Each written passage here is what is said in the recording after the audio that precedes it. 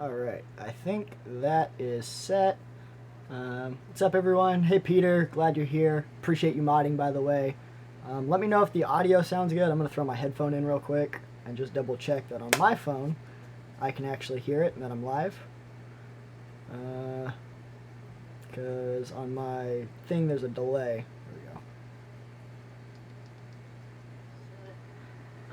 What's up, everyone? Phone. Hey, Peter. Glad you're here. Yeah, appreciate looks like I'm going live, so awesome. What's up? Not much. I figured I'd go live and actually give everyone kind of a heads up before I went live this time, versus just kind of randomly going live. So, subscribe from Scotland. How are you? I appreciate that. The Scotland is that's awesome, and I'm doing good. How about you guys? So, what's up, everyone? Kind of waiting for people to kind of get in the chat. I didn't really have a topic to discuss today. I figured I'd kind of do more of a Q&A type of deal, because I'm still getting a lot of comments and questions and stuff like that. So I figured this would be a good chance to kind of go ahead and answer some of those questions and hang out and do a little bit of a live stream while I've got the chance and I'm not busy today, and I was able to kind of pre-schedule it. And yeah, so. But like I said, ask me some questions because I'm not quite sure. I'm still learning this whole live stream thing, and it's definitely a new experience for me. So I'm not used to live streaming, but so. And if you haven't already, go check out Guppy Guru. Peter's great. He's one of my mods. He's doing an awesome job. He does some good content. So if you want another fish YouTuber to watch, go check out Guppy Guru. So. But let me double check one more thing.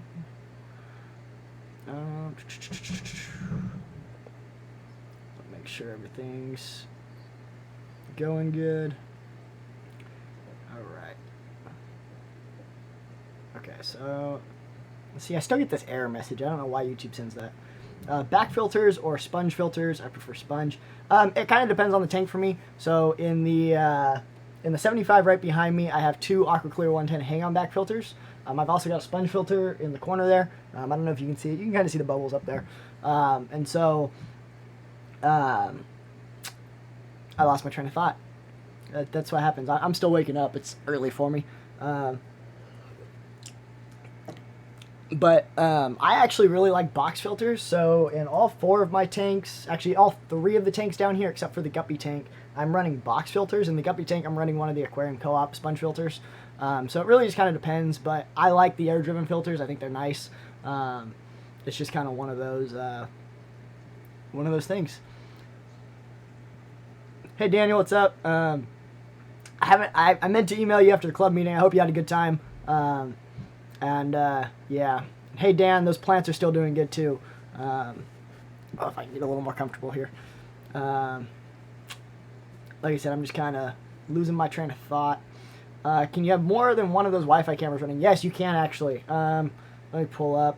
I've got several of them running. You can run a whole system on them. Let me see. So for me right now, I've got my front doors running. I can't tell if you guys can see that or not. My garage, which I'm not going to show, and then my live stream one, which you can see me live streaming now. So you can definitely see more than one. I know some people have 12, 13, 14 of them connected through the app, and it just kind of works out that way. So yeah, now I can see my preview of me holding it up, so it looks like you guys can actually see it. But let's see.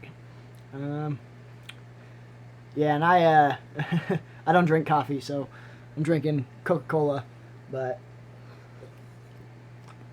just because I'm not a fan of the coffee taste. And yeah, I like the angelfish in it too. I actually got this picture. Let me see if I can get this to work.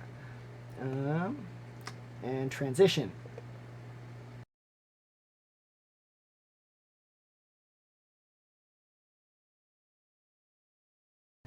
I just realized it cut my mic, so I'm not doing that. I didn't set that up. But yeah, I keep losing my train of thought. It is one of those days, guys. Yeah, so I've been really enjoying this tank. One of the things I want to do with this tank is I want to set up a lot more tetras and like rummy nose type of deal, some schooling fish, and kind of make it more of a community versus the platies and swordtails. I do really like the platies and swordtails. I may keep them, I may not.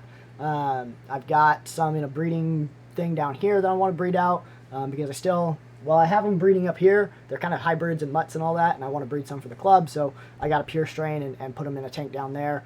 But I do really want to do, I think Rummy Nose is one that I really want to get, and then just kind of a couple of other random Tetras or Rasboras or something like that. That would be a cool little thing to see in the 75. So there's a lot of swimming room in the front. Most of the plants are in the back. So, let's see.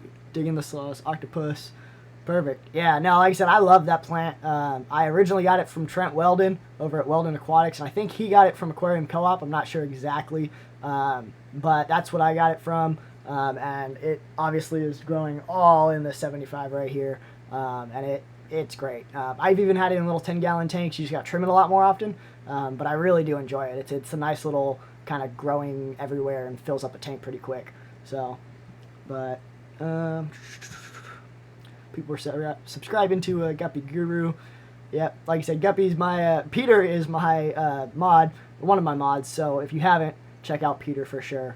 Let's see, pick up half a dozen or so. I don't know what you were talking about, but I'm gonna assume some sort of fish, and it's always good to pick up fish. Let's see.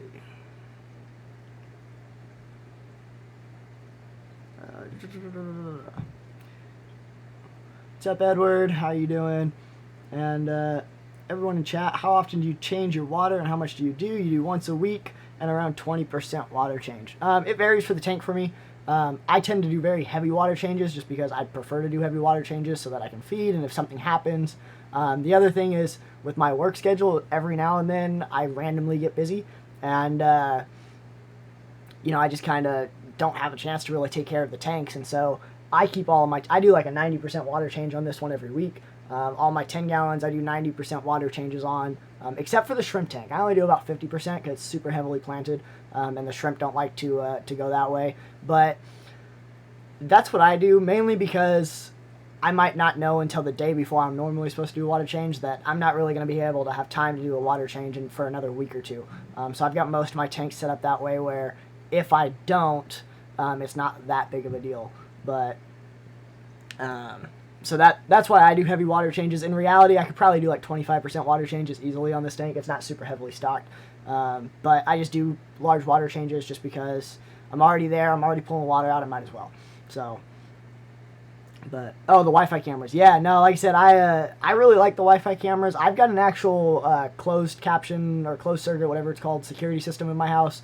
That's got all the outside cameras and that. It does have an app I can connect to, but it's super slow. It's super like bulky. It doesn't work very well and doesn't connect with anything. And I wanted something that I could check on my fish on, and I don't like the cameras from that system being in my room. And so I just wanted a cheap little webcam. I was looking around online, and this is what I saw. So I bought one. There was a couple of people in the comments that were, complaining I was doing a camera video on a fish channel, but I bought it for the fish tanks, and I bought a couple more of them just because I do like it. Just because it was easier to check my front door than getting into the other app. It was easier to check my garage, things like that. And I can actually pull these cameras up on my Google Home Hub, so when I'm laying in bed, I can tell it to show me the front door or something like that, and it just pops right up. And I really like that. So, yeah, like I said, I really like those Wi-Fi cameras. They're nice. For $20, they're hard to beat. They're not the fanciest things in the world, but they're great. Lost that twice. Must have been an interesting pre-live session. Yeah, hopefully it's not losing anything. I'm still getting an error message on YouTube. I had that the whole time I was streaming the last time.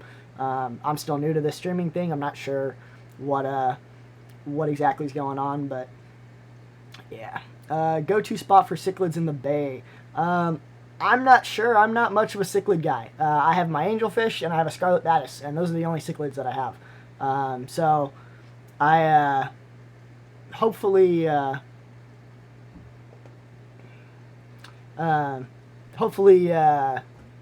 keep losing my train of thought. I'm not good at this live stream multitasking thing. It's just not me. But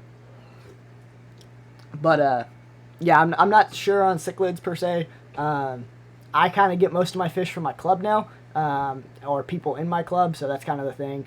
Like I said, I'm a member of the Sacramento Aquarium Society, so that's where I tend to go get most of my fish, or if it's not from the club, it's someone in the club where I'm like, hey, you have this fish, right? Can I buy some from you, or can you trade, or whatever?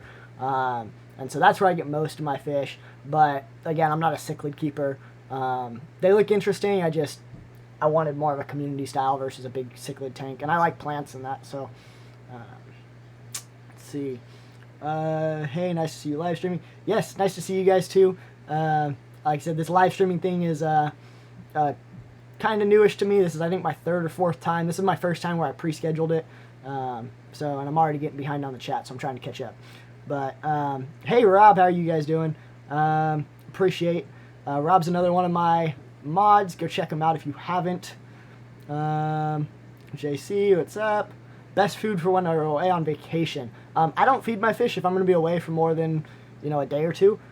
If it's going to be like a week or less, or if I've got fry in the tank, I have someone in my house that I trust enough that I can say, hey, come feed, 1 squirt of co-op fry food, in this tank, and this tank, and that's it.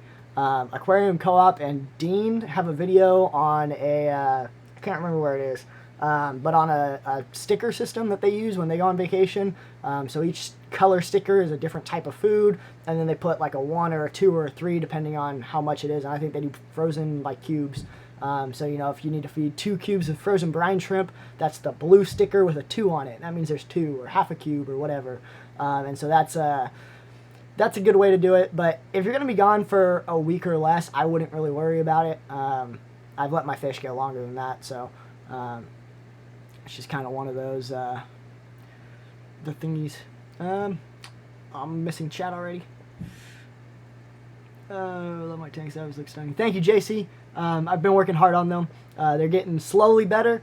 The one that I just scaped, I haven't put on the channel yet, but it's on my Instagram. I am super, super proud of. I just really want the plants to grow a little quicker, but really enjoying it. The 75 is probably going to stay this way for the foreseeable future. I did pull the Amazon sword out of the corner just because I wasn't liking that anymore, but the majority of it's pretty much going to stay the same. I might add some more Dragonstone in there too, and I need to get the stocking on this tank up. As soon as it was like good in there, I got real focused on the breeding stuff, and I ran out of quarantine tanks, and I need to do that. So let's see. Support the small homegrown channels. I appreciate that, Edward. What's up, Recon? Is my angelfish aggressive? My angelfish is not aggressive, but will hold its own. So he leaves the platies around most of the time, or leaves the platies alone most of the time. He'll chase after them. He'll eat the fry, but I wouldn't necessarily call him aggressive. He's definitely in a community tank style thing.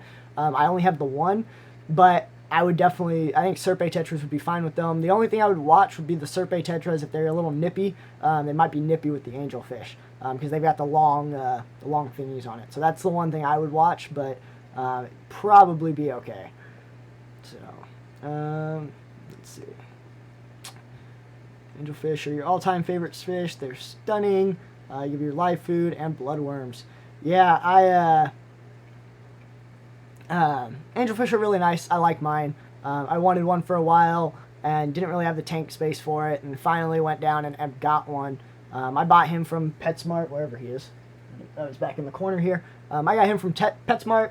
It's like $3 or something like that. Little koi angel at quarter size or whatever. And he's gotten a lot bigger now. As much as I like him, I keep debating about whether or not I should keep him, just because I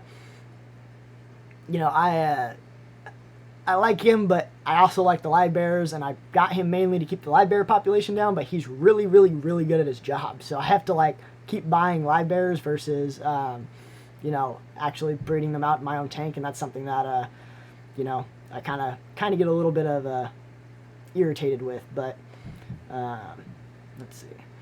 Have I ever wanted to change fish or stocking your tanks before? Yes, all the time. Like I said, I kind of want to change the stocking in my 75. I've had platies since I started in the hobby. They were one of my first fish, and I really do love platies. I think they're a very, very underrated fish. I've got swordtails in there with them now. I also have panda cories in there. I thought I saw some back there, but I didn't. And then I've got my rainbow shark. My rainbow shark staying, that's kind of my favorite fish. I've wanted one for so long. And so I finally got one for my birthday about a year ago. And I've had him ever since. Love him. He's my favorite fish to sit there and watch. So whatever goes in this tank is always going to be compatible with a rainbow shark. Like I said, the koi angel's probably going to stay. I may pull the platies. I may not.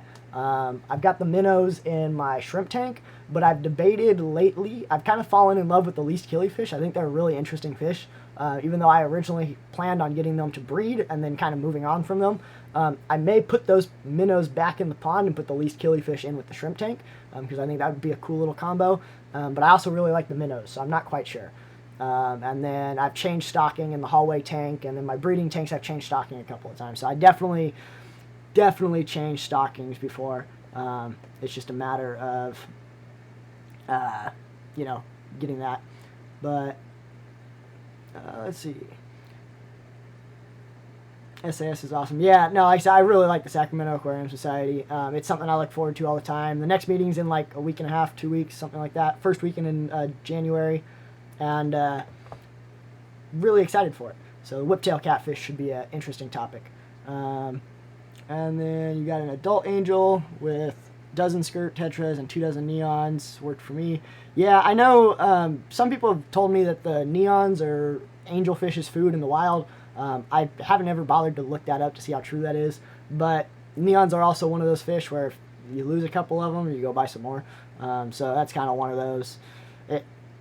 It's not like it's an actual angelfish where, it's a full-grown angelfish and all of a sudden you lost it one day, it's a neon. So that's just kind of my theory behind it. But, let's see.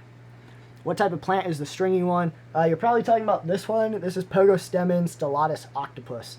Absolutely love it. It's a great plant. Highly recommend it. Let's see. Do I change water on a weekly schedule or just based on a nitrate test? I do it on a weekly schedule because for my life, I need to be on a schedule or else I forget.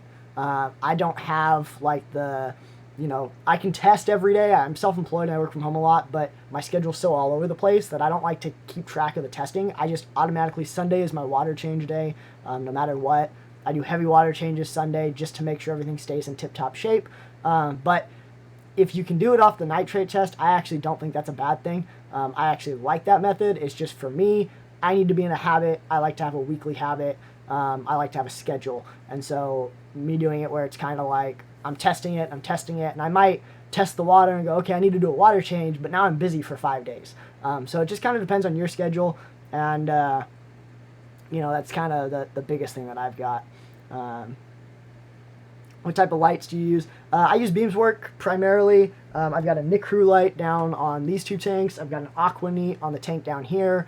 I've got 2 more Nicros out there, and I've got a Beamswork on my office. Out of all those, the Beamswork is hands down my favorite. The Nicru and the Aquaneats I have a little bit of algae problems with, but the Beamswork work great.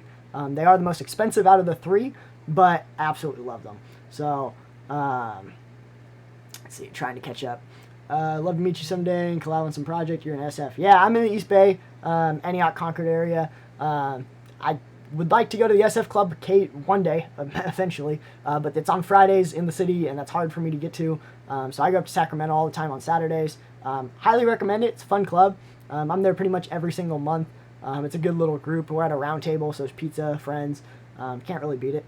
But yeah, hopefully one day I'll get out to something. I will also be at the, what's it called? The American Cichlid Association conference thing in July. That's going to be up in Sacramento. So I will be there for that. I will be there that whole weekend. I've already got all my stuff booked and scheduled out and all that. So that'll be a fun one to go to. And Peter's doing an awesome job. Hey, Trent, what's up? No worries. Let's see. All right, see you later, JC, if you haven't already left. How would you recommend people rehome fish to change the stocking? The club's a great place to do that. I can message people saying, hey, do you want, XYZ? Or I can just take it up to the fish club auction. The one thing with the auction is they don't always sell, but they almost always sell. I haven't really had too big of an issue. So I will take it up to the auction. I try not to get fish until I can. The other thing is my local fish store, most of the fish I keep are pretty basic, so he's great. He lets me kind of rehome stuff there. I don't charge him for it. I'm like, hey, I need to get rid of, a dozen of these, and I don't want any money for them. Just, put them in the tanks and sell them. So that's the way I rehome fish. Yeah, and I know there's a lot of fish keepers in your area too, by the way. So like one of the fish store, or there's a couple of fish stores in your area, and then a couple of club members with big fish rooms in your area too. So depending on what you're trying to rehome, should be pretty easy to find someone. Let's see. Local classified ads, fish stores, and club auction. Yeah. Classified ads are good. Facebook doesn't allow rehoming of fish, so that's one thing to watch. You don't want to get anything on Facebook there. Let's see. But yeah, Fish Club is my main way, and fish stores. Like I said, now that you're a member of Sacramento, that's always a good one. And I keep losing my train of thought, like I keep saying. Where did I get my Dragonstone? I got it on Amazon, actually. And would 10 pounds be enough for a 75? It depends. I've got all of this Dragonstone here. I want to say this is like 50 pounds of Dragonstone. So I actually spent a decent penny on it. But it would be enough to kind of have a piece in there that you could show. But it wouldn't be like a huge, it wouldn't be like mine. This is the size of a football. There's 2 football-sized pieces over here, and those are probably 10 pounds a piece by themselves. And I've got a bunch of little pieces all along the front that are a lot more noticeable in person. They're kind of covered by the hair grass in the video. Let's see. I did have a video somewhere where I talked about the Dragonstone, and I don't remember where, but I do have one on my channel. If you go back and look, it is there somewhere. So, member of a club, so maybe, yeah. Yeah, Houston Manzanita is another one. Aquarium Co-op's another good one for Dragonstone. I've ordered stuff. This big piece of wood is actually from Houston Manzanita, and then Aquarium Co-op, half of my crap's from there. So definitely recommend those ones as well. Another good spot. That's a good point, Trent. Thanks, Rob, for pushing that like that. Hey, Chewy, what's up? And All Night Mike, do you get neon tetras and tiger barbs? I do have neon tetras. I have 20 or so of them in a tank at my office. I haven't had tiger barbs. I like the look of them. I just don't want to deal with the whole tiger barb thing. But that's one of the reasons why I kind of want to get rid of these platies and change this to more of a community tank, because I can start playing around with more tetra-style fish like that. Yeah, so that's kind of, they're on my list of ones I want to keep eventually. I kind of want to breed them too. I'm not sure though. So it's just kind of one of those, yeah, so, I keep losing my train of thought. I'm going to say that all the time in this live stream, by the way, just an FYI. Shout out from the Philippines. Very happy it's your birthday. Well, happy birthday. Thanks for tuning in from the Philippines. That's awesome. Not a whole lot, but enough that it stands out. Yeah, I mean, it really kind of depends on how you scape the tank. Like I said, I want to say a 10-pound piece is roughly the size of a football if you get one solid piece. If you get a couple of small pieces, you can definitely do a little thing towards the front or kind of accent around some wood. It just kind of depends on how planted it is and how much other stuff. You would be able to notice it for sure. But if your tank is like mine, where it's heavily planted pretty much everywhere, it is going to blend in a little more. But again, that kind of depends. So, but let's see. Got the interview. Awesome. Cool breeder. Yeah, Chewy, you need to put some videos out. I want to watch you a little more. Always have a ton of information. It like blows my mind. But let's see. Hey, everyone's lurking again. Yeah, what's up, everyone? Let's see.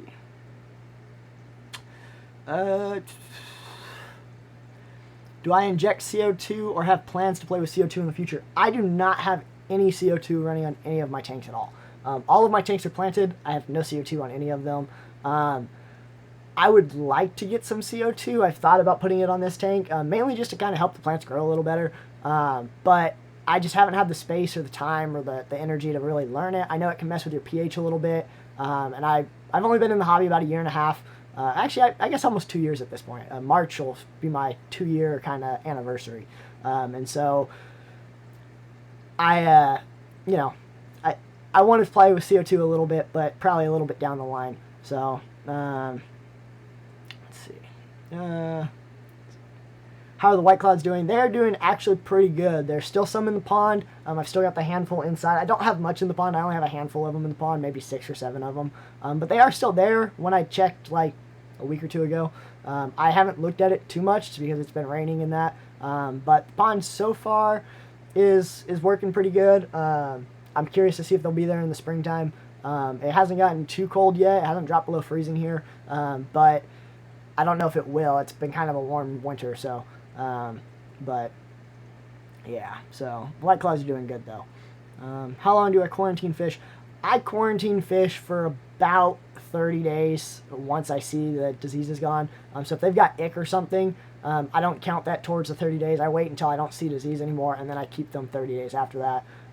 But it also depends on what the tank situation is. So like if they're going into my 75 gallon, they at least 30 days, if not more. If I'm even slightly concerned about it, they don't go in the tank.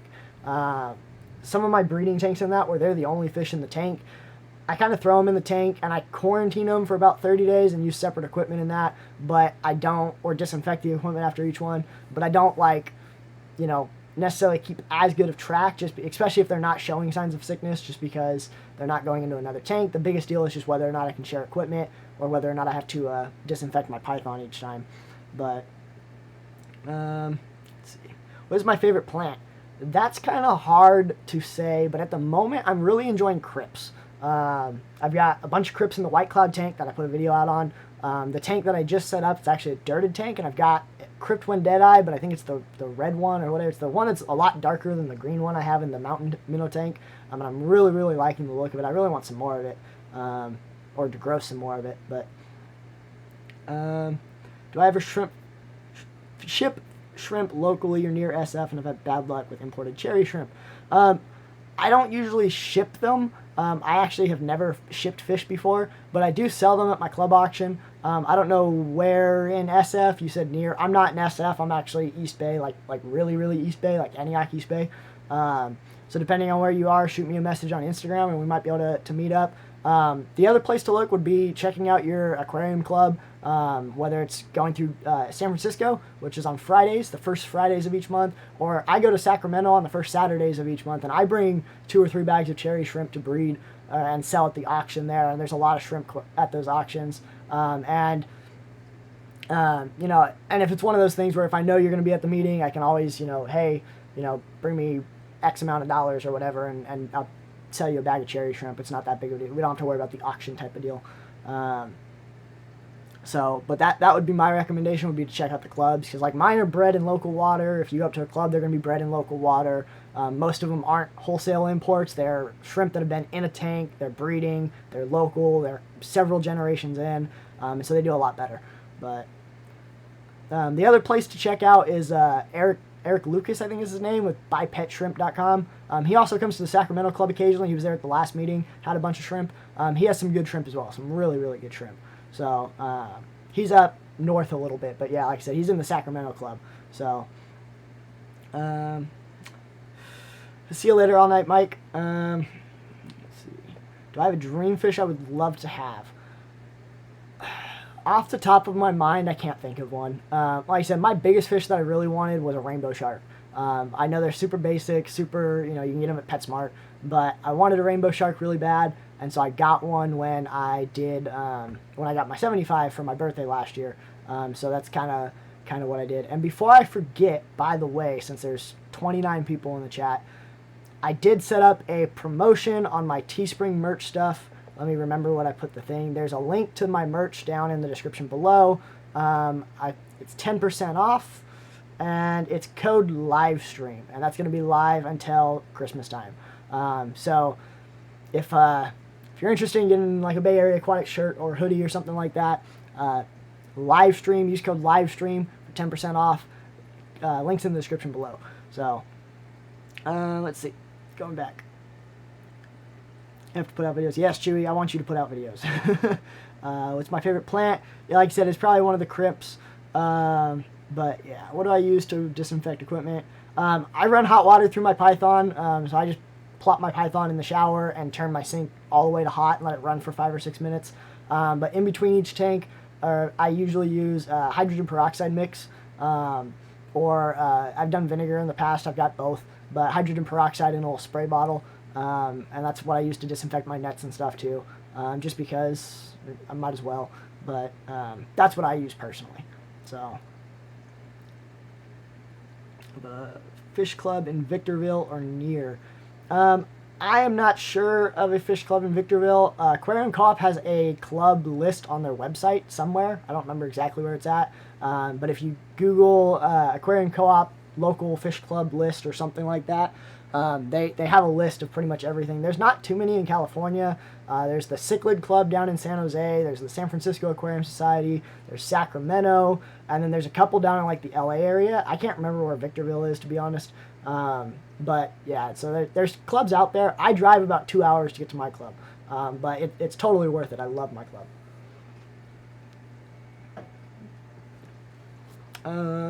Let's see. Friend from Calgary Aquarium Society comes from India. It's the reason why you're involved. Yeah. So that's an awesome. Yeah, I know in some of my shooting competitions we have guys that come out from like Switzerland and stuff, and they're awesome, dude. It's really cool to meet that out of country people. That's one of the things I like about YouTube is a lot of you guys are out of country for me. So it's fun to kind of talk with you all and do that. But let's see. And Guppy Guru just posted the Aquarium Co-op page with the local club pages. So thank you, Peter, for doing that. Like I said, if you haven't checked out Peter with Guppy Guru, go check him out. He's got a good channel. Working hard on my modding for my live stream. And check out Rob too, and Weldon, and a couple of the other mods that are there. Middle brace broke yesterday on your 55 gallon. Do you think it would be fine? I personally wouldn't run that way. I've never had a brace break on a tank like that before. I am also one of those types of people where I don't have too many tanks, and I'm lucky. I have a little bit of emergency cash when things like that happen. So like if this 75 broke tomorrow or today, I'd head to PetSmart and pick up a new one, even at full price today. Now, a good backup solution, if you don't have the money for a tank right now, or you don't have the spot for a tank, or want to practice on it, or even when you're getting that tank set up and you need to fix it. Because I know some people have like silicone braces and stuff, and I don't know enough to want to recommend anything like that. But the... I just lost my train of thought again. But if you go to Home Depot, you can pick up a 55-gallon storage, like a heavy-duty storage tote. That's what I actually made my pond out of. Lowe's has them, anything like that. They're like $20. And that's kind of my backup plan, is I actually have a spare one in the garage that's just completely empty. And that's one of those where if my 75-gallon broke today, I would put all the fish in that little 55-gallon tub, and I would go and get my tank sorted out. But that way I could put both of my filters on it. I can sit them in the heater. I don't have to worry about it. They're there. And it's just kind of my backup plan. That's kind of my worst case scenario. Crap hits the fan, is they'll be in that HGX storage tote. And they're cheap, and it's kind of a good backup plan. So, but yeah, sorry I haven't had a center brace break like that. But like I said, I do know some people have like drilled into it. Some people have bought a new one and re-siliconed it on the top. But I just don't know enough about it to really recommend one. Let's see. Just taking a break from water changes. Thought you'd see you streaming. Thanks, FNS. Appreciate it. We take the bus to SF every month, but can't make the Sacramento Club. Might force Dan. Yeah, like I said, if you have an Instagram, shoot me a message on Instagram. If not, shoot me an email. My email is in the description, but it's Bay Area Aquatics Pohl, POHL, at gmail.com. We'll figure something out, whether I kind of travel all over the Bay Area for work, so whether I meet you up somewhere and give you a bag of them, or have Dan, I'm assuming Dan Curran, I think is his name, who does the all the computer stuff at our club, I can give it to him and take him down that way, or like I said, depending on where you are, just hit me up and we'll figure something out. So my cherries aren't super high quality, but they're not low quality either, so they're a decent strain. But thank you. And Andrew Royal. What DIY project do I think I will do next? So I just did one. I haven't filmed the video for it. I have all the B-roll shot. I just haven't filmed the sit-down video for it. I did a cement background like Tozawa Tanks has been doing. I've also set up a dirted tank, and I tried a couple of other random things there. So that's going to be a couple of videos coming up. That'll probably be out in January. The next 2 weeks of videos are already edited and uploaded and ready to go. They're scheduled. But just with the holidays, I wanted to get a head start on all that. But hopefully, I was going to film on Monday, but I've got something going on now, and then Christmas Eve and Christmas Tuesday and Wednesday. But Thursday, I should have some time to film, so I might be able to film some videos and get those all edited and set up. I would like to get to the point where I'm like completely done with videos in January, except for by the end of the year. So that's kind of my goal. I'm trying to be ahead just because now I'm releasing videos every Friday at 2 in the morning, and so I'm trying to make it so that I can make with that schedule. In the past, I just kind of put them out as I made them, and so that was some weeks there'd be 4 or 5 videos, other weeks you wouldn't get a video for 2 or 3 weeks. I'm trying to be a little more consistent. I get really excited and want to share things, so I'm always like, oh, I'm just going to release it. But yeah, and so that's kind of one of those I'm trying to hold. I'm not a very patient person, so but let's see, I lost my train of thought. Let's see, same issues are going on in India, South America, all that stuff. Thanks for the advice. What's up, Kent's Fish? Hey, Self in Aquatics. Dan's Lee still here. The Creeper sitting in the back row. Love my background tank. Thank you, Cody. It's my pride and joy. It's a 75-gallon Platy community. Yeah, so let's see. We got a lot of people showing up. Do you have guppies? And if you do, what's your favorite guppy? I do have guppies, actually. I do have a video on the guppies that I have. I'm putting a new one out soon. It's actually filmed. I just haven't edited it. They're in a little 10-gallon right here down below me. They are red koi tuxedo guppies. And I got them off of eBay because I really wanted that specific strain of guppies, and I've been breeding them out, and they're almost to the point where I can start taking them to the club and do it, but there's a ton of fry in the tank. I just haven't had an update of doing it because they were breeding, but they weren't really big enough to even sex yet. So now they're getting to the point where they're big enough to sex, and I can do an update on them. So, but yeah, so those are the only guppies I have. But there's a lot of really nice guppies out there. But red koi tuxedo guppies are kind of my favorite. So those are the ones that I bought. But let's see. Plus a card-holding member of the World Aquarium and Zoos Association. Yeah, you guys are having a nice little conversation there. And I'm finally caught up with the chat. Which is good because my voice is starting to die. So, yeah, like I said, ask me some questions. I'm new to this whole live streaming thing, and I need to start doing some topics and stuff, but I figured this is my first scheduled one, so I just kind of go with the flow and do a Q&A. But Raphael catfish. You know, I've looked at the Raphael catfish before. It's a cool looking fish. I'm not the biggest fan of it, if that makes sense. But I want to start playing around with some different fish like that. In this one, I've kind of kept all the stocking the same, pretty much. I've had the angelfish and the guppies and the pandacories. I'd really like to get more pandacories because I only have a handful in here. Got like a dozen of them, if that. I think I actually only have 10 of them. Actually, probably 9 because I had one die randomly the other day. So I've only got like 9 pandacories. I'd like to get a big school of like 20 of them. And then, like I said, I'd really like to do some big tetras and do like a super heavy stock tank. But that's just kind of one of those. Yeah,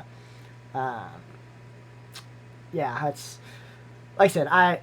I want to play with some more fish. Raphael catfish are one of the ones that I've seen before. They look cool. But yeah, so let's see. Hey Maple Street, how you doing? Yes, launch all your questions. Koi tuxedo guppies at Ocean Aquarium in SF. The guy said he sold all 100 pairs that he bought. Yeah, like I said, I really like the look of them. The orange with the little black stripe in that. The females look really good as well. They're not as nice as the males, but they're a nicer female, in my opinion, out of most of the guppy females. They've still got that nice orange tail. Some of my females are starting to show up, and they're getting blue in the body a little bit, which is really cool instead of the silver. But really, really like the red koi tuxedo guppies. Doesn't surprise me that he sold out of them really quick. So, let's see. What would be the tank of my dreams if I had the budget and space? I would probably go with a larger tank. Something kind of like Joey, the King of DIY cement tank there. His big 1,000-gallon or whatever it is. I think that would be a cool tank and a cool dimension size that he's got to do a really, really nice scaped, planted, almost like habitat tank. Just a big community with a bunch of schooling fish in it, and a bunch of plants, and a bunch of bottom dwellers, and a couple of bigger fish, and I think that would be cool. I like a lot of fish in a tank. I don't like having the little, like, you know, he's got some cool fish, but I would much rather, if I had a tank that big, I would want to have, you know, 1,000 fish in it, not, you know, 4 or 5 big ones. The big ones are definitely are cool, but I like the little fish. I think they're cool. So, but I believe he sells fish. Yeah, I've heard good things about Ocean Aquarium. I still haven't actually been out there. I need to get out there. I need to get out to San Francisco a little more. I hate working in the city. So that's, yeah, I'm a Bay Area that hates San Francisco. But it's fun, but I've done all the tourist things. I used to work in the city. I'm done with the city. It's done plenty of it. Let's see. Hey Jeff, what's up? Another Sacramento member. And you bought the last pair. They were not cheap. Yeah, I bought mine on eBay for a little more than I probably should have spent.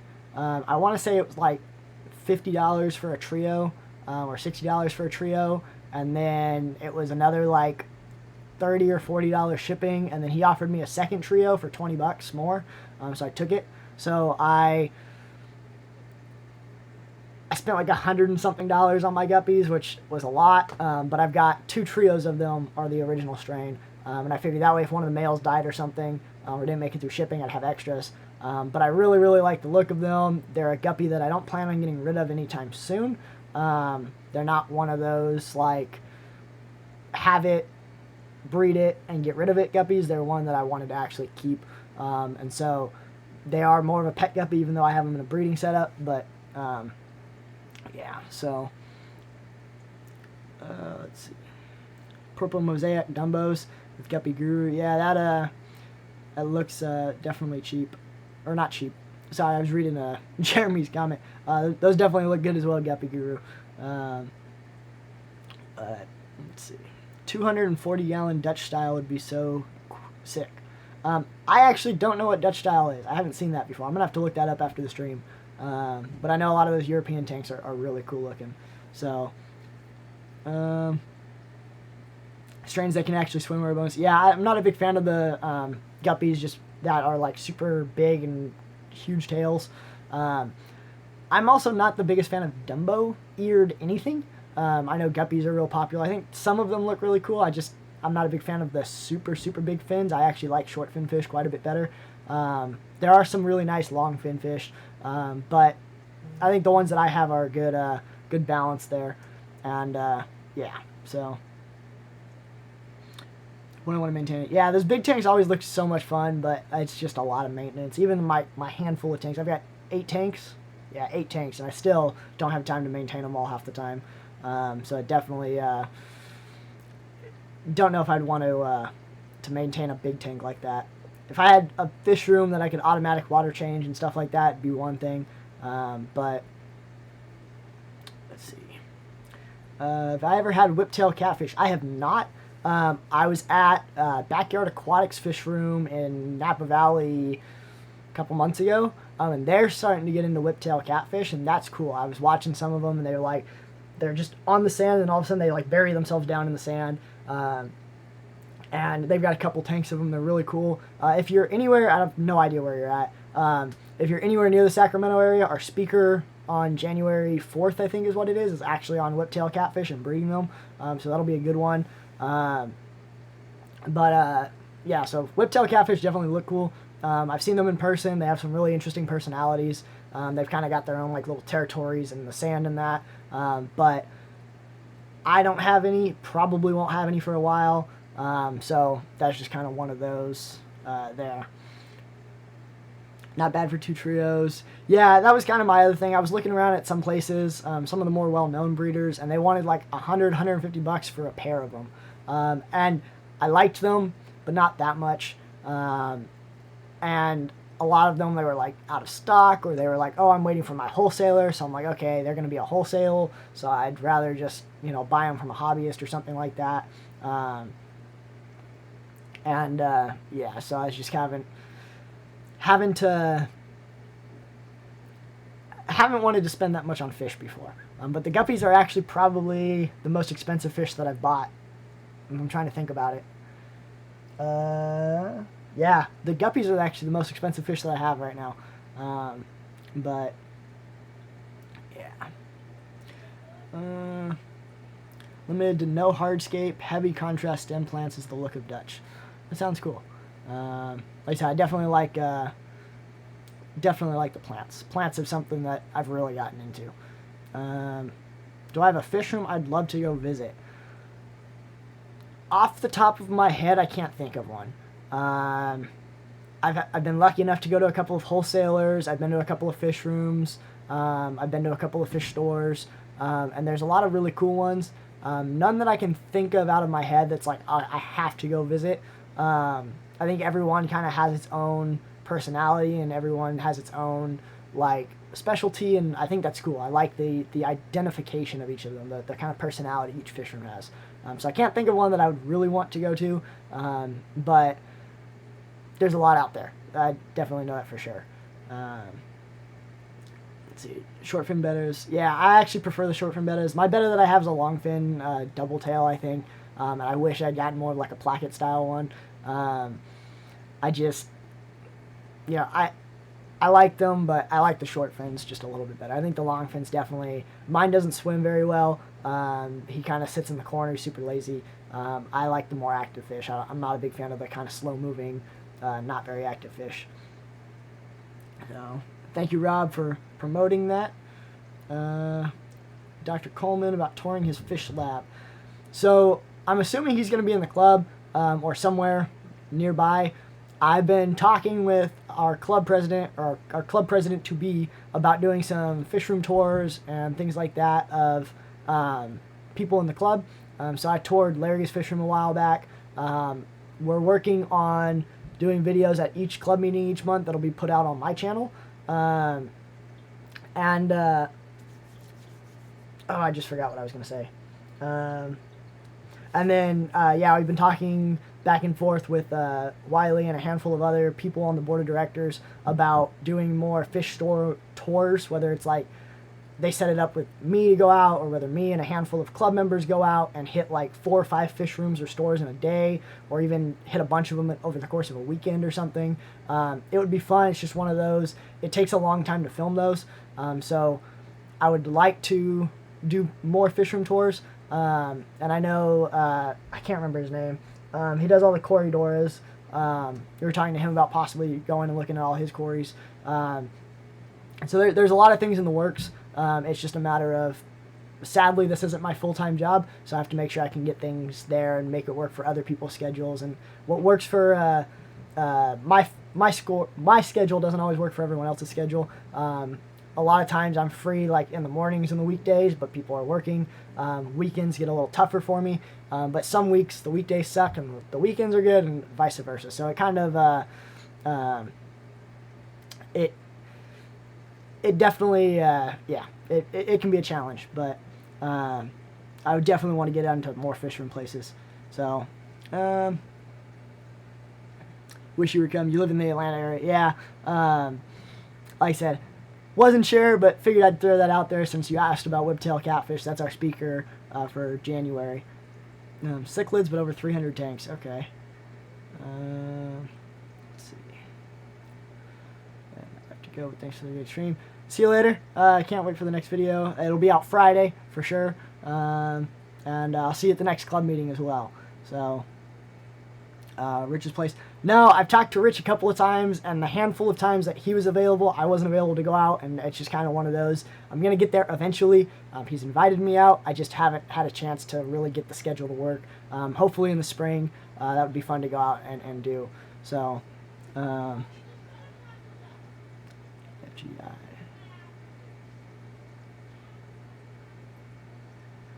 Yes, but they're nice guppies, and I would not call an IFGA guy a pro. I don't know what an IFGA guy is. There are hobbyists, too, that have dedicated themselves to a certain part of the hobby. Some are shrimp people. Yeah, no, I definitely know everyone's got those things. And yeah, I will for sure let you know, Jeff. Like I said, I haven't had a chance to really do any. I did Larry's that one time where he asked me at the club meeting Saturday if I could come out Sunday, and I changed my work schedule to come out that Sunday. But, yeah, so... what should you stock your 75-gallon tank with?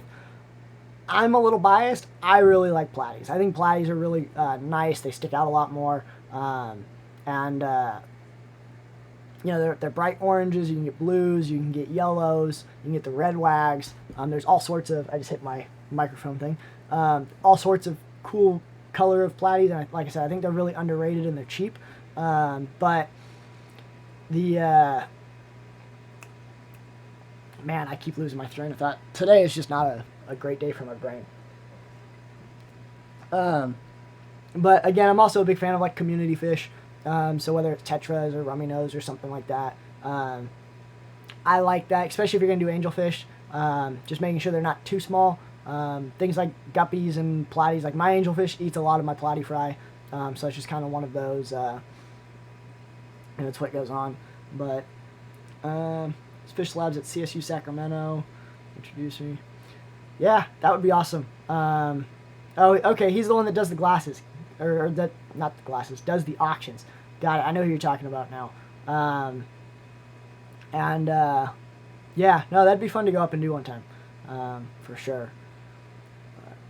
Eric, that's his name. That's right, Jeff. What Medeka strains am I working with? I have a few of them trying to get going. I can't remember the name of it. I want to say they're Galaxy Medeka or Meduca. But not sure 100%. I got them from Backyard Aquatics and I'm borrowing them. I still have not gotten any fry out of them for like 2 months. I talked to Corey at Aquarium Co-op.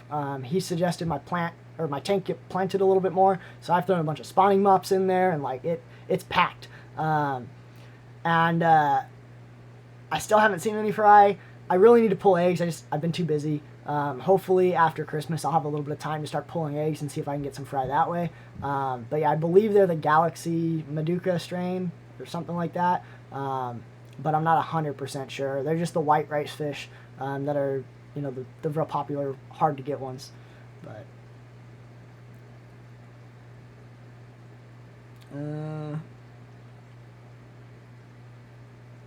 get a bunch of them in an outdoor tank before it sprung a leak. Yeah, like I said, I'm trying to get mine to breed. I'm hoping I can get at least some to put them out in a tub over the summer. But I just haven't had any luck with it, sadly. So, yeah, Sailfin's got a good point. You know, get whatever you like fish-wise. Like I said, I'm a big community small fish person, but some people like the big ones, some people like the small ones. Thoughts on Bolivian ram cichlids for a community tank? I haven't ever had a Bolivian ram cichlid. I actually don't really like the look of them. I think they're kind of weird looking. But I know a bunch of people that have them in community tanks and like them, so that's kind of my opinion on it. So, yeah, like I said, platies are great. I like my platies. IFGA, International Fancy Guppy Association. You have a club near you called the Pan Pacific Guppy Association, who's a member club. Okay. I'm going to have to look into that. Not that I do that many guppies, but like I said, I'm still fairly new to the hobby, so I'm kind of learning all that. But do my swordtails and platies ever crossbreed? I'm starting to get a little bit. Like I said, I'm not the most concerned about it because my angelfish eats 99% of the fry. I get maybe 2 or 3 fry a month that actually make it past the angelfish and grow up big enough to where they don't get eaten. So I haven't seen any hybrids, but I'm sure they're breeding. I just kind of, don't really care because I wasn't planning on breeding them and selling them. I just like the look of them. But yeah, so I might get rid of them and then go back to straight platies. I'm not sure yet.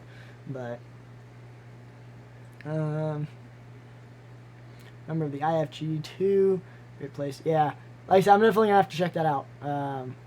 But yeah. Welcome back, Caleb. And hey, JT from Chicago. Why do I think native fish are not as popular?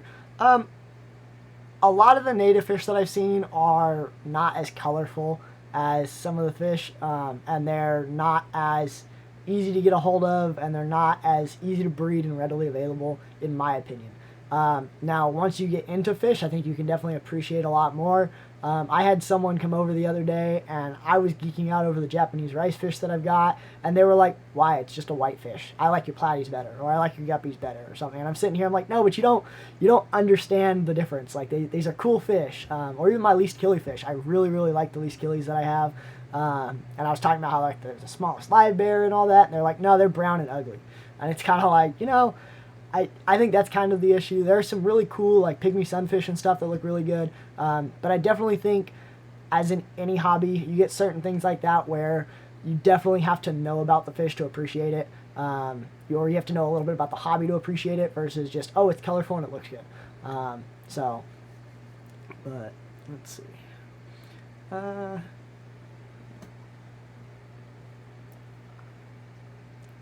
I am losing track of where I'm at. Okay. Ice fishing. Ice fishing sounds fun. I'm not a big fishing person. I think it's actually pretty boring. But, everyone has their hobby. So,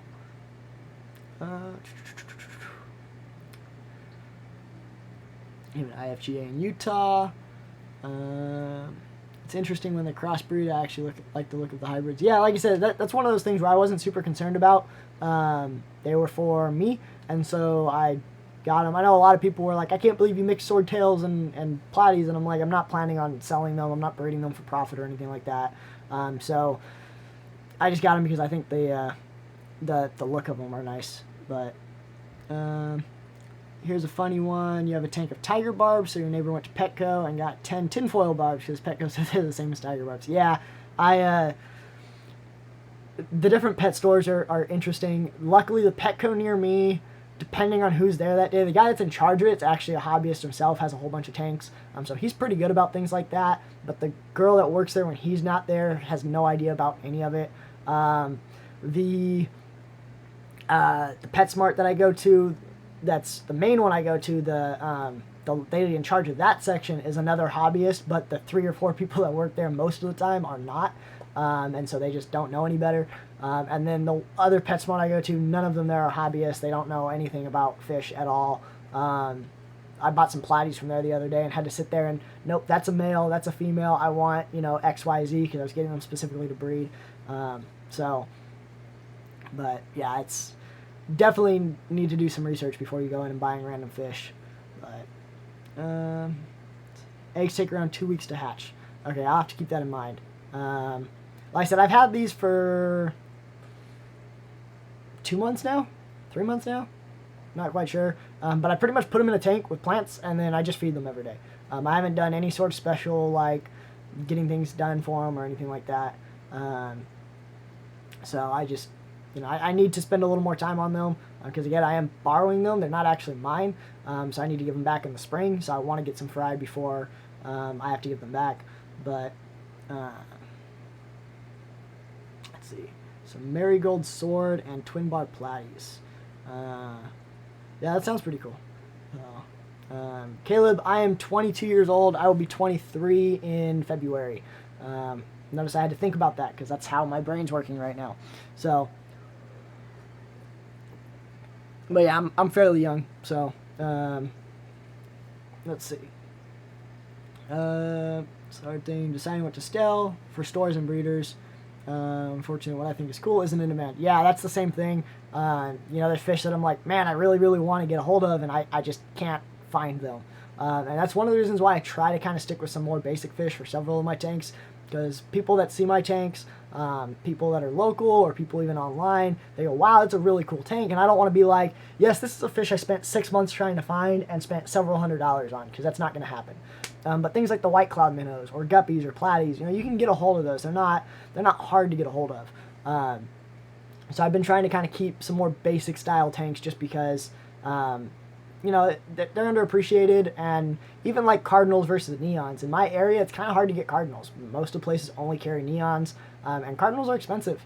So neons are already expensive at $2-3 a fish. Cardinals, one of my local fish stores sells them for like $6 or $7 a piece.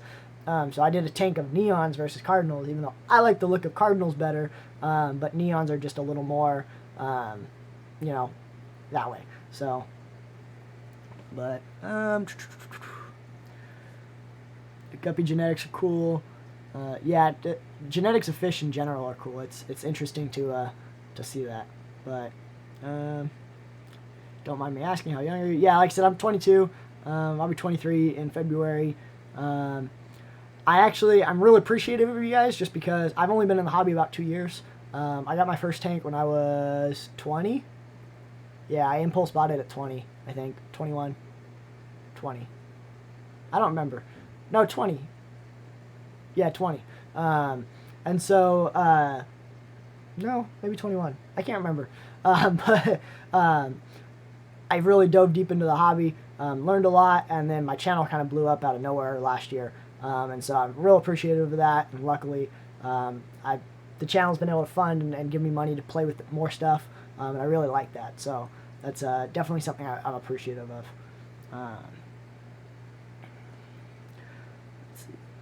10 tinfoil barbs and a 20-gallon. Yeah, that's it's one of those things where it's like, what are you gonna do? Self-in genetics, so you can come up with a lot of strains. Yeah, I wouldn't mind getting into the point where I'm breeding my own strain of stuff, but I don't have the space or the time for that right now. So I figure I've got plenty. Oops, I just hit something. I got plenty of years left, so I'm gonna do that eventually. But Endler guppy mixes, yeah, I've never really gotten into Endlers. I almost bought some Endlers from Concord Aquarium like 7 months ago, before I bought the Tuxedo Guppies. He had some flame red Endler guppies that I thought were just awesome, but he only had males of them. He didn't have any females. And so I didn't buy them because I wanted to breed them, but they were cool looking fish. I really liked them.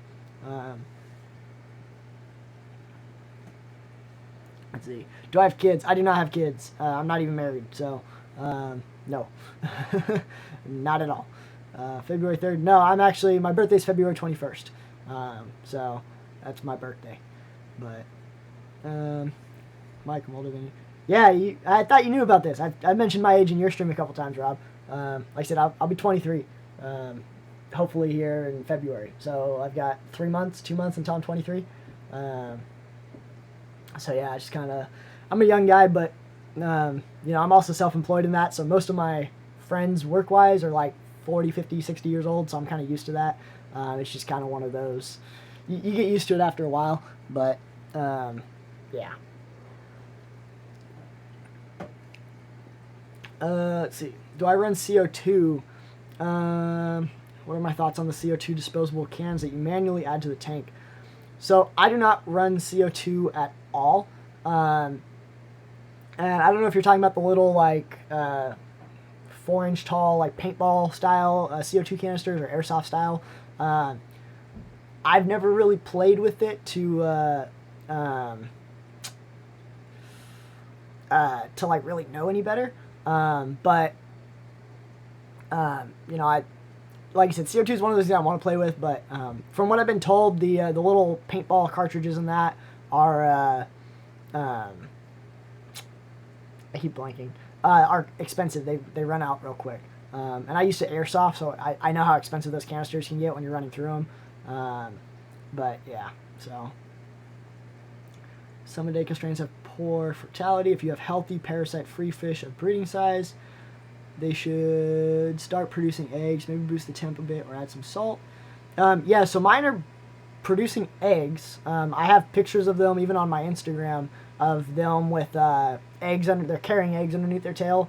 and they drop them, and I see eggs, and but whenever I go like hunting for the eggs in the tank, I can't find them, and I've got pretty heavily planted, so I don't know if I'm just not finding them there or what, but I'm not sure. And then they're sitting at 78 degrees or 80, somewhere in there, 78 to 80 degrees, so they're already pretty warm.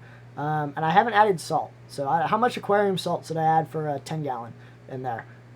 Just because, yeah, so. What's up, Jimmy? How are you doing? 2 days. Yeah, February birthdays are the best. I can't do anything else. Let's see, let me catch back up to the trim. I just saw Jimmy at the bottom and figured I'd say hi. Let's see, how are you? 25, 26. Yeah, we're young guys, right? Still in our 20s. But old enough to be my grandson. Yeah, Chewy, like I said, a lot of my friends, my business partner's 36, 37, something like that, in his 30s.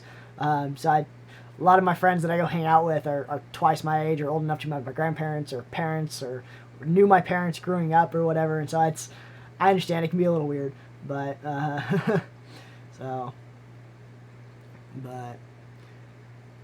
then, let's see. My computer's being weird.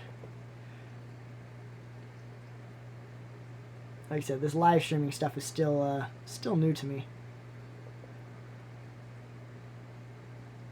There we go. Okay.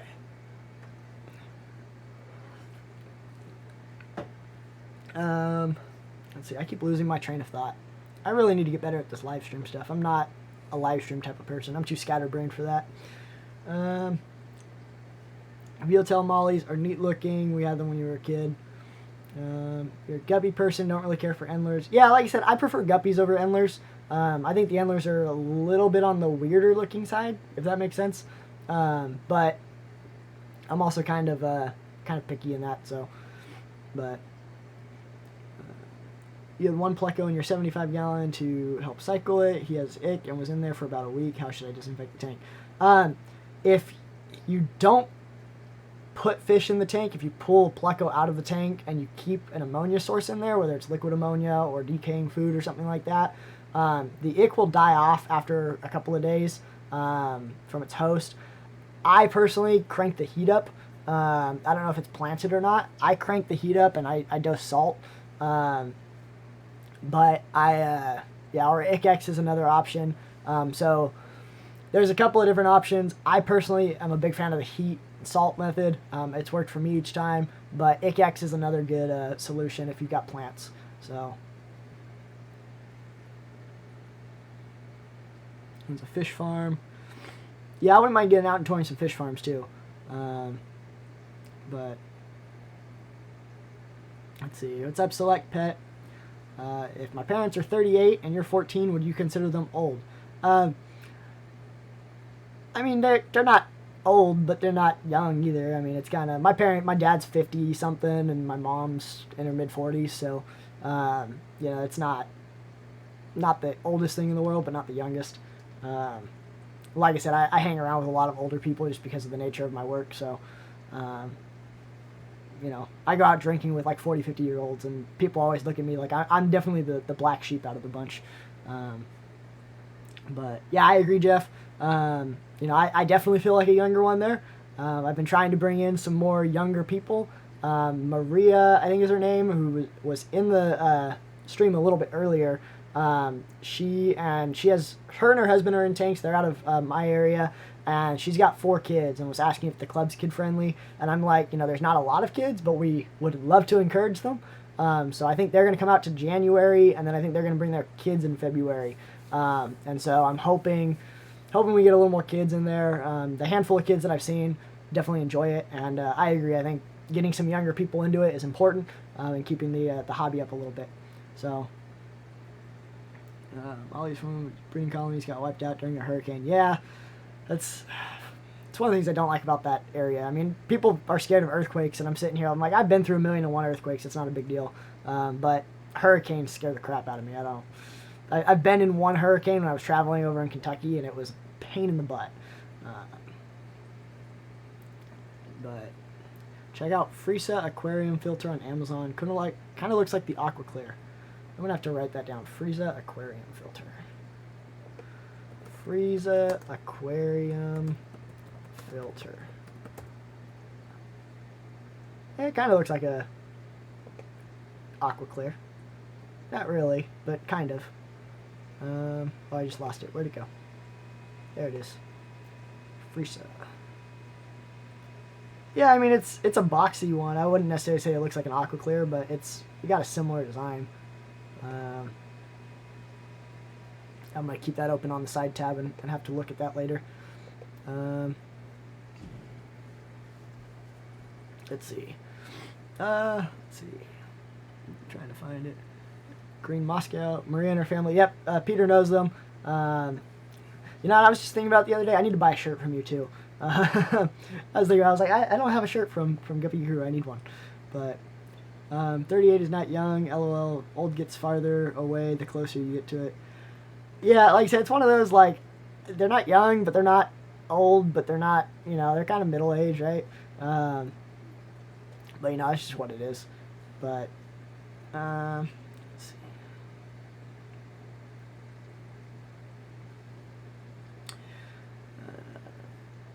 Yeah, Dan, exactly. Like I said, we don't have earthquake seasons. I sleep through most of the earthquakes. The one that was a couple months ago, that was a pretty big one out of Concord area.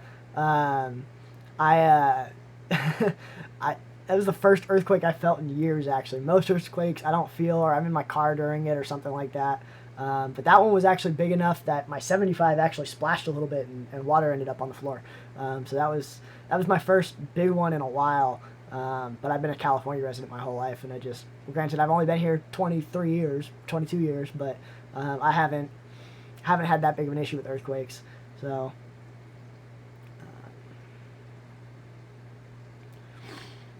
let's see. If you want to get fried, try setting up a spawning tote with moss balls in it. Swap out the moss balls every few days so the eggs don't get eaten. Okay, I'm gonna have to try that. Is that the same concept as Jeremy for, like, if you do like a Tupperware container with like marbles and stuff in it and a little bit of like Java moss on top? I know the other one that I was looking at was pulling all the plants out of the tank and doing just a single spawning mop in there, but I haven't decided yet. I mean, I can get some moss balls. I don't think I have any. I think I have one, actually. No, I sold it. I don't have any moss balls at the moment, but I could get some. I could definitely try that. Yeah, I'm gonna have to try that for sure. I just bought a bunch of Swassertang at our last club auction, and that's in the tank right now. So if I can do some sort of little Tupperware thing, I haven't played with that before, but that's a good idea. So like I said, they're giving eggs. I've got pictures of them holding eggs. They're on my Instagram and that. But I just, yeah. So, but yeah, and then I had a spare 10-gallon I was gonna put the fry into, and I got impatient, and I filled it with another fish, so I have to get some hang-on back breeder boxes. So I've got them, but I need to put them on the tank and actually start running them. The problem is I'm actually out of air pumps, so I need to place an order with Aquarium Co-op, which is a good point. I need to remember to do that. I had one of my air pumps die, so I'm using Tetra 10s, but I only have one more of those, so I need to, and they're louder, so I really need to actually do it. Let's see. Here in Florida, you're not scared of hurricanes. They're part of the schedule at that point. Yeah, no, like I said, when you're used to them, it's not that big of a deal. Tornadoes scare the crap out of me too. Like I don't know how people deal with tornadoes. But you know, I went to Kentucky 6 or 7 years ago, 8 years ago. Oh, probably even 10 at this point. I was in middle school, and I went to go visit my grandparents that were staying out there for a little bit. And when I got there, I flew into Louisville. It was 103 degrees, and it was one of the worst like rainstorm hurricane things because of the hurricanes that they had in a while. So it was super humid out. It was downpouring. You couldn't see, like, it was worse than any of the rainstorms I've seen in the Bay Area, but it was 103 degrees, and I'm like, this is not what I want to do. It's not a good way to start the month, but let's see. Oh, I'm getting behind on the chat again. Send you one for Christmas. Oh, like I said, let me know. I'll send you some cash for it. Let's But I do wear a small or an extra small, depending on what you got. But just an FYI, I'm a small guy. So, you seen that Fraser filter used in the saltwater hobby because it has a skimmer function. Yeah, it looks interesting. Stockton, California, what's up? I was just in Stockton yesterday, actually. Let's see. What am I wanting for Christmas? So I actually already got my Christmas present. I have a Samsung S10 5G. So that was my Christmas present. I got it a week or two ago. Or I guess 2 or 3 weeks ago. But my parents were kind of like, what do you want for Christmas? Because anything that we can afford to buy you, you're just going to go out and buy yourself when you want it anyways. And so I was like, I'm not super concerned about it. I'm 22. I don't really care. And my dad was like, oh, you know what? Let's upgrade your cell phone. And I was like, I'll let you pay for a cell phone upgrade. That's fine. So it's got all the fancy cameras and stuff and all that. But I'm very impulsive, and I'm self-employed and do fairly well, so I have some disposable income. So when I want something, I tend to just go buy it. And so I'm not really a big present person. I don't even like birthday presents or anything like that. I'm bad at giving them. I don't like getting them just because I'm also really picky. So I'm always grateful when someone gives me something, but I'm really picky, and sometimes it's like, oh, I would have preferred this, that. And I try not to like do that, and it's just how I am. It's one of the reasons why I don't like giving gifts. I'm more of a gift card or cash kind of person. But it's just kind of, I know how I am, and I assume there's other people like that. And so I've never been a big fan of the gift thing. I'd rather just go buy myself stuff and tell everyone, thanks. But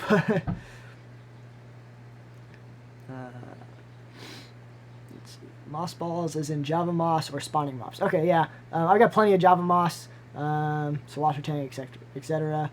So they're not egg scattered. Okay. Yeah, I'm going to have to try some spawning tub thingies. I've never done that before, but I'm definitely going to have to look into that. Maybe I'll even hit Dollar Tree today and go buy some stuff.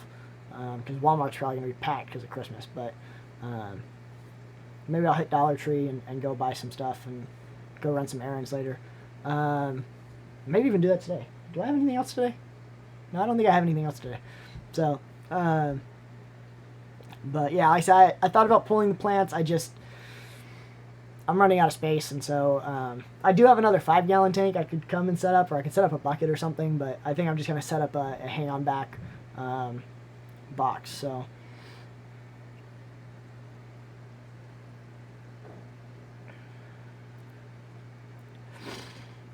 let's see. Do I have any footage of mosquito fish? Mosquito fish are actually one that I want to get. I haven't found them locally. None of the fish stores sell them. None of the wholesalers sell them. But my county actually gives them away for free if you have a water feature. And I've thought about going to my county and being like, hey, I've got a XYZ size water feature. I need, like 6 of them or whatever. They give you a certain amount per like square footage to help keep the mosquito population down, just so that I can get them and breed them. But I haven't done that yet. I just haven't had the tank space for it. So maybe a tub in the summertime. I'll set up one specifically for those and see if I can breed them out. But yeah, your own fishy gifts. Yeah, it's kind of the same thing. Most people that know me know that I have certain things, or my dad's a big rifle shooter, and so he's very picky on certain things too. So we know to just kind of ask. So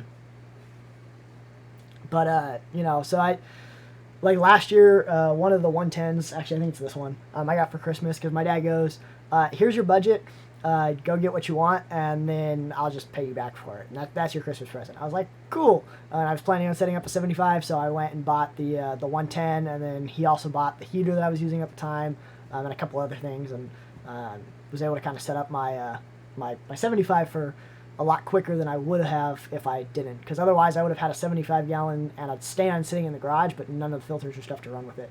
So, but let's see.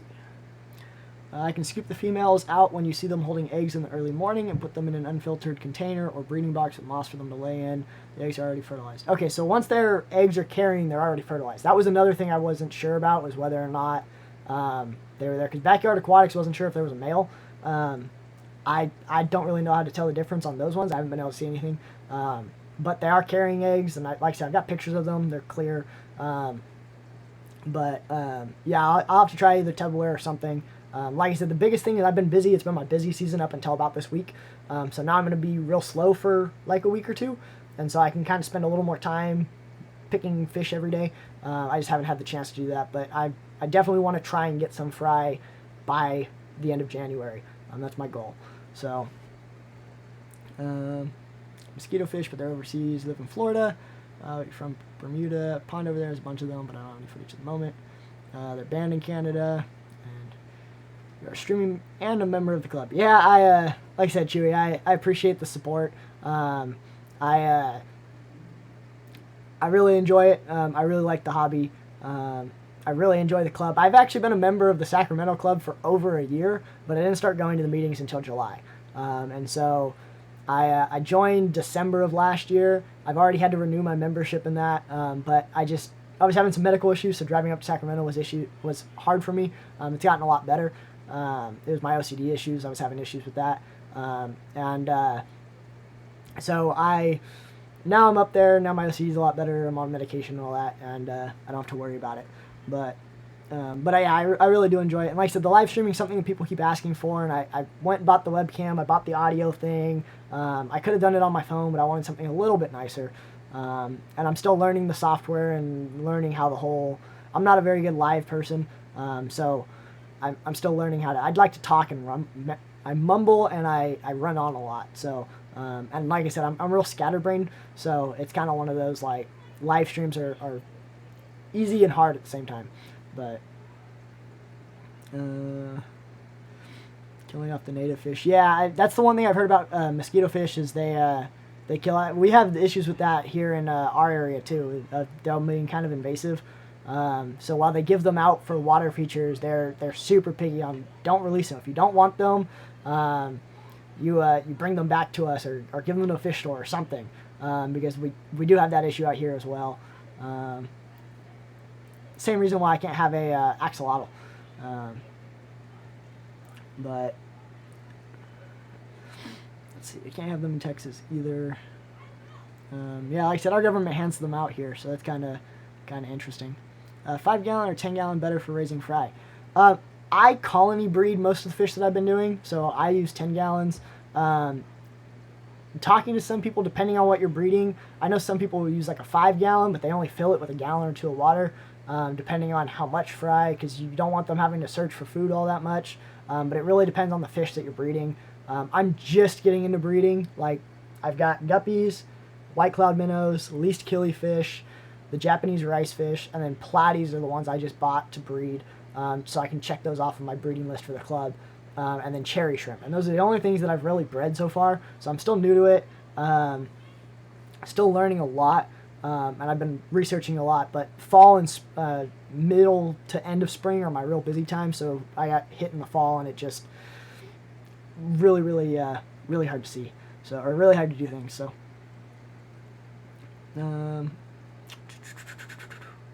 Do I ever give my guppies bloodworms? Yes, I feed them bloodworms, but I usually feed bloodworms and fry food because I notice the smaller guppies can't really pick at it, but the adults will sit there and pick at the bloodworms, no problem.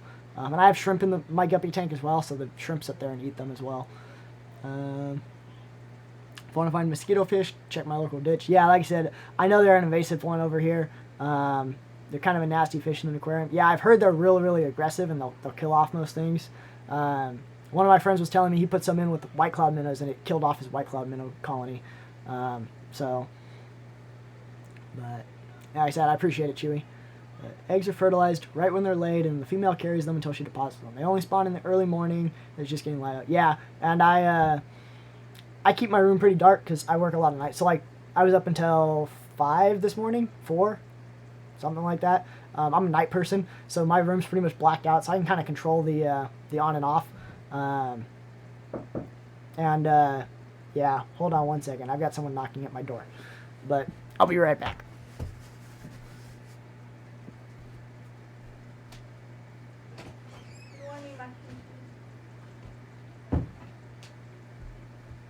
Oh. My family doesn't know how to read signs. But let's see. Eggs are fertilized. Yeah. So like I said, I work nights, and so I have blackout curtains and cardboard and stuff in my windows that I take in and out. I've got all of my smart timers where I can adjust it. Normally, I let these turn on at 10 a.m. And that's usually about the time that I'm waking up. Like last night, I was up pretty late because I was out of town. But normally up around 10 a.m. And that's normally when I pull all the windows and stuff out. And so I can really kind of control that, and that's how I kind of get pictures of them with eggs. But I did notice that they breed early in the morning like that. But that's a good tip. Thank you. So. And so they're fertilized right as they're laid, and then she carries them until she deposits them. Let's see. Live streaming is good for the algorithm, Jeff. Definitely. YouTube likes live streams. It's good for watch time and stuff too. Not that I have issues with getting watch time for my monetization, but like I'll qualify for like my year-long watch time in just one live stream versus doing a video. It takes a lot because you only get 2 or 3 minutes of viewage from a video per view, but when you're doing live streams, you get people that are watching for a couple hours, and you can hit that 40 hours real easy. So, or 400 hours or whatever it is. But males have longer anal fins and a split in the last 2 rays of their dorsal fin. Okay, I'm gonna have to look at that a little closer. So like I said, I'm assuming since they're carrying eggs, I have at least one male in there, but I just haven't really been able to tell the difference there. And my phone, of course, is blowing up. It's all my firefighter traffic news stuff. Let's see. Oh yeah, so males have the longer anal fin. Okay, I'm going to have to look at that. I'm going to have to look at that as soon as I finish this live stream. You can always use a turkey baster to get the food right to the fry so they can find it. Yes, that's something I do as well. Big one, small one, whatever. Yeah, so if I run out of tank space, you keep your least killies fish outdoor year-round. Okay, where are you at, Jeremy? Are you in California or somewhere similar? Like I said, I'm in the Bay Area, but I'm not in like San Francisco area. I'm more of East Bay, so I'm more Central Valley temperature, so we get up to like 115 in the summer here. But I've thought about doing some small tubs on the side yard. My biggest issue is I don't have power, and I don't want to do just plants in the tank or in the tub. But that's something good to know. I might do that. So that's actually a good point because they are. And I know the rice fish can go outside too, but since they're not mine, I want to keep them inside. And since I'm still trying to breed them, I want them a little more where I can monitor them. And so the least killifish, I've gotten to the point where I've got plenty of fry. I need to take some up to the club in January and get my breeder points for them and write a little article on it and do a video on them. But I also want to keep them, so I may do a little tub on the side yard. But see you later, Selfin. You're probably already gone, but thanks for hanging out. One of the friends gets to keep White Clouds, another video. Yeah, I actually really like White Clouds. I didn't at first, but I never really saw a good picture of them on like in person, and I love mine. I think they're a really good looking fish. I really like the red color on them. But yeah, everyone hit the like button. I appreciate that. But Chewy, are Vietnamese White Clouds banned as well? That I don't know. Do you think you could feed mosquito larvae from outdoors? TX Fish Rush, thank you for the super chat. Merry Christmas to you as well. Thanks for coming and hanging out. I appreciate it.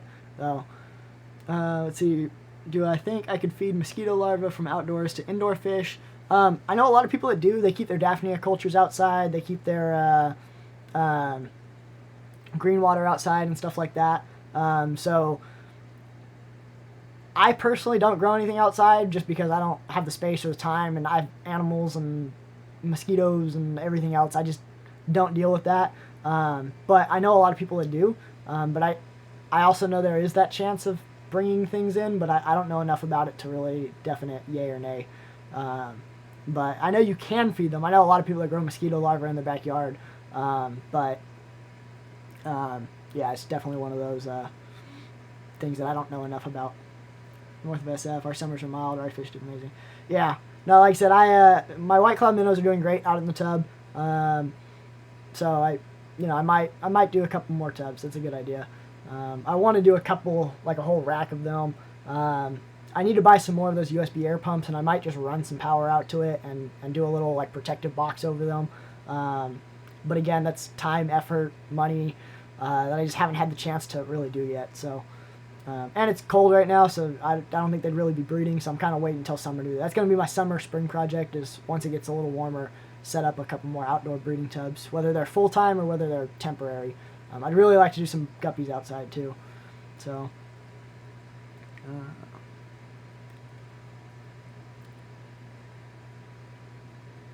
They banned by Genius. Huh. Okay. Raise the temperature in the tank to 80. Yeah, like I said, when I'm treating ick, I actually raise the tank temperature to 86, if not 87. So I run it real hot when I'm doing ick, and I do salt treatment. One thing to remember is you need that surface agitation, depending on if you've got an air stone or not, because the hotter the temperature, the less oxygen's in the water. And I have suffocated fish from turning the temp up too high before. So that's one thing that you do need to watch. But yeah, like I said, I know that if there's no host fish, it'll die off eventually. I don't know how long. I usually just run the medication or run the salt with heat. So that's kind of what I do. But let's see. Makes sense, but still interesting. Finally found a group of Vietnamese white clouds that you can try to breed. Yeah, no, like I said, white clouds are interesting. And then the Japanese rice fish are interesting too. That's one that I really want to play with. But yeah, so, and I don't even know how long we've been streaming. We've been streaming for an hour and a half. Okay, I thought we were at like an hour. So any other questions anyone has before I dip out? Because I'm going to dip out of here soon so I can go eat lunch. And I appreciate everyone hanging out. But like I said, I also have a code for my merch stuff. If you use code LIVESTREAM, you'll get 10% off. The link's in the description below. I know a couple people have asked me for the code. I ran a Black Friday one, and not everyone saw it, so I've got that code running now. I set that up right before the stream, so.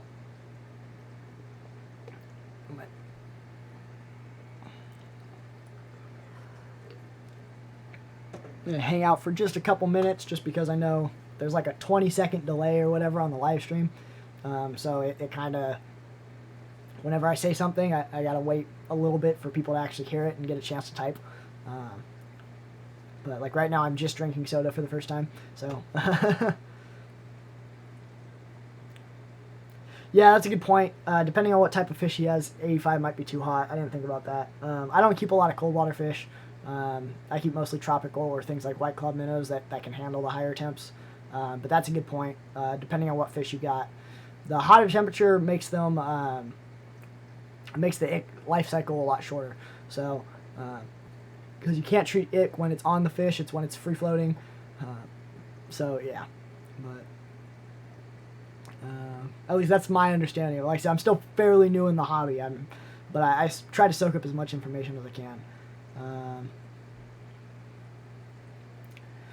How are my grindleworm scurrying pad cultures doing? They're doing good. I killed off 2 of them because I forgot about my cultures for about a week, so I didn't feed them at all. I had one of them that was kind of suffering and puttering along, and I've been able to kind of bring that one back. And so they're doing good. It was my fault that they died off. They definitely require a lot of maintenance, but I got real busy. But I do like the grindle cultures. My Scarlet Batis really likes them. Like I said, I'm one of those people where sometimes I have all the time in the world to play with fish, and other times I have 0 hours in the day to even look at myself. And so I just, if you got the time to maintain them, I like the culture scouring pads a lot better. But like I said, I just haven't really, so. Live video end. No, it should still be here. Like I said, I'm still having the error message, but I've had that the whole time, so I'm assuming it's fine. Yours are doing great in soil, but want to switch over. I think a coarse mat and filter would be perfect for a big culture. Yeah, that sounds like a good idea too. Like I said, it's one of those ones I need to play with, and I wanted to spread to more cultures, but I went from 3 to 1, and I need to get that one a little more solid before I start spreading that culture out a little bit. So it's another one I need to play with, but it's just one of those, you know, life happens. I crashed 2 of my microworm cultures too and had to restart them. So it just really, it was a busy couple of weeks. But let's see, am I doing great? So I'll switch over. Can I upload some of my videos to Facebook? If you share the link, I'm cool with that. But yeah. Let's see, that's one thing with soil versus plastic substrate. I can leave my soil culture for weeks. Yeah, that's one thing that I like about the soil. I like live foods and I don't like live foods at the same time. I think I know the pros of live foods and I see the pros. They just... It's just a lot of work. That's one of the reasons I love microworms so much, is they're super easy. The brine shrimp are relatively easy. I just have to reset them. But even the brine shrimp takes a lot of work. So yeah, it's kind of, there's pros and cons to it for sure. Let's see. I've seen people use spawning mops overseas. Yeah, I haven't seen that, but okay. Can I show us how to clean a sponge filter? Sponge filters are lost my train of thought. Sponge filters are easy to clean. I usually get a bucket of water, of tank water, or if I forgot to do that when I was pouring them out, I will fill up a bucket with tap water that's roughly the same temperature, dechlorinate it, and then I just put a sponge in there and I just kind of squeeze it out. That is actually a video that I have on the list to film. I just haven't had a chance to film it yet. But see you later, Trent. Appreciate it. Yeah, I'm going to head out here eventually. I just need to finish up chatting. And thanks, Scott, too. I appreciate that.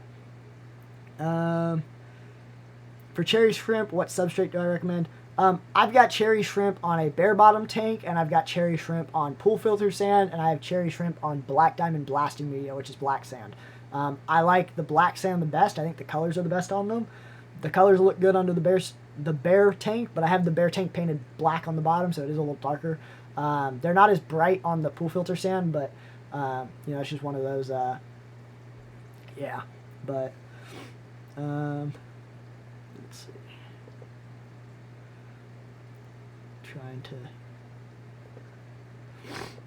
double check all this, and my nose is starting to get all, you know, fun. You have room temperature white worms, but not grindles. You'd be down to start. Yeah, I'd be down for that. Like I said, I just need to get my grindle worms back to full to work. Just because they're still kind of, one of them turned super moldy, the other one crashed completely, and then the other one's just kind of barely hanging on. So I need to do that. But yeah, shrimp on EcoComplete. Yeah, like I said, I know a lot of people have the special shrimp substrate and all that too. I use just black diamond blasting sand and pool filter sand and pea gravel from Home Depot because I'm cheap, and I've been able to keep them pretty good. So hello from San Jose. What's up? Crush bed lava rock for my... Yeah, I used to have a lot of lava rock in my shrimp tank. They'll love that for sure. There's a lot of surface area for the biofilm. I actually kind of want lava rock in my tank again, but I don't like the look of it in the scape that I've got. But yeah, lava rock's definitely good for a shrimp tank. I highly recommend lava rock for a shrimp tank. Let's see. Alright, so that's going to be my last call for questions, then I'm going to head out of here, just because we're heading almost to an hour 40. Raise all your shrimp on fluval substrate, or aukadama. I don't know how to say that, but okay.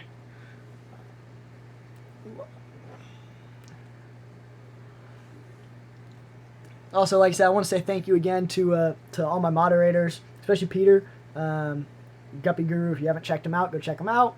Weldon Aquatics, Rob93 was here earlier. I feel like there was a couple others, but I can't remember. So yeah, but alright, so I think I'm going to pretty much end the live stream and kind of head out. Like I said, check out my moderators. I appreciate guys coming for the live stream.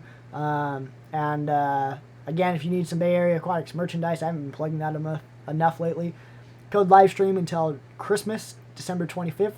Get you 10% off. Yeah. So like I said, thanks for coming out to the live stream. Really appreciate it.